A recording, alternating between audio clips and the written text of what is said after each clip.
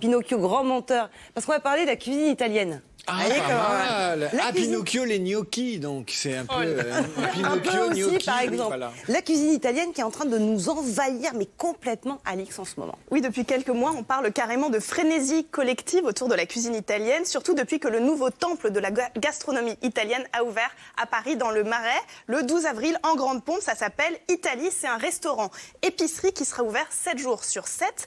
Un restaurant italien de plus, donc dans la capitale, et ça n'est pas du goût de tout le monde. Regardez le reportage de Cécile Bartoli et Louis Sibyl.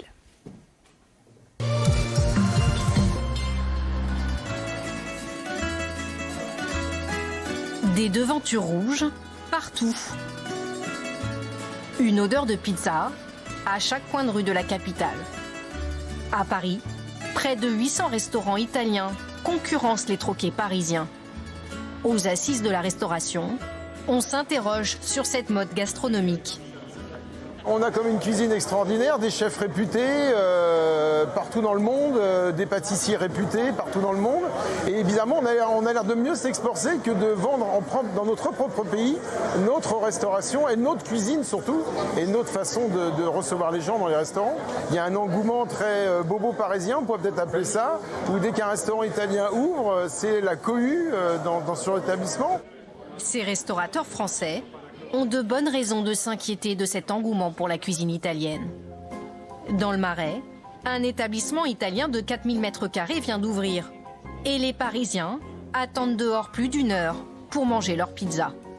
Alors on a toujours l'impression et l'envie de se dire qu'on va découvrir des choses. C'est ça qui vient. Et j'espère que ça vaut le coup là, parce que ça fait long. Ça fait hyper lent. Et après tant d'efforts, les avis sont mitigés. C'est bon, mais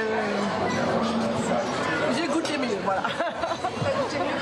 Non, ça va, c'est correct. Ce concept store ne désemplit pas. Près de 3000 clients par jour. Des clients qui viennent aussi acheter des produits rares pour cuisiner chez eux. Et même les Italiens s'approvisionnent ici. Il y a plein de choses. Cette forme de pâte qui est très très peu connue en France, c'est les feuilles d'olivier qu'on peut manger avec de la sauge, et du beurre et du parmesan. Avec une quarantaine d'établissements déjà ouverts dans le monde, le concept remporte autant de succès aux États-Unis, en Asie et en Europe. À Paris, les dirigeants espèrent 3 millions de visiteurs par an. 3 millions de visiteurs par an. C'est un mensonge. C'est un mensonge, on nous ment. Non, mais est-ce que la cuisine italienne fait vraiment de l'ombre à notre si belle cuisine, Cocorico? Ça fait des années qu'on entend cette rengaine, qu'on parle de duel entre les deux cuisines, mais ce qu'on peut dire, c'est qu'avant de faire de l'ombre à la cuisine française, la cuisine italienne fait de l'ombre à toutes les cuisines. Et c'est la conclusion d'une récente étude de l'Institut YouGov, où près de 25 000 personnes ont répondu. Regardez, 84% des personnes sondées partout dans le monde estiment que la cuisine italienne, c'est la meilleure, c'est leur préférée, suivie de la cuisine chinoise.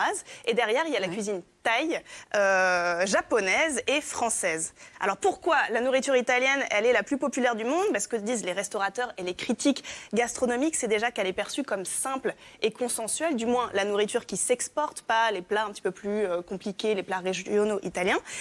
Et puis la cuisine italienne, c'est aussi parce qu'elle est accessible. Pour une pizza, on va dépenser entre 10 et 15 euros, c'est 13 euros chez Italie, alors qu'un bœuf bourguignon en France, c'est 20 euros, et à l'étranger, on paiera beaucoup plus pour un bœuf bourguignon. Donc la cuisine française, elle se positionne plus sur un créneau de luxe, mais c'est une cuisine qui plaît beaucoup et c'est toujours la cuisine préférée des Français. Ça plaît aussi à l'étranger, on en parle moins, mais il y a des restaurants français XXL, notamment à New York, juste à côté du Italie qui s'est installé à New York, à Wall Street. Regardez ce qu'ils proposent. Ils proposent donc du steak frites, ils proposent aussi des croissants, qu'on va voir à l'écran, et des croissants plus ou moins français, parce qu'ils les revisitent avec de la crème à l'intérieur, des croissants multicolores. En tout cas, léger. Voilà, c'est exactement les croissants dont je parlais. Le massacre du croissant. C'est léger. French touch.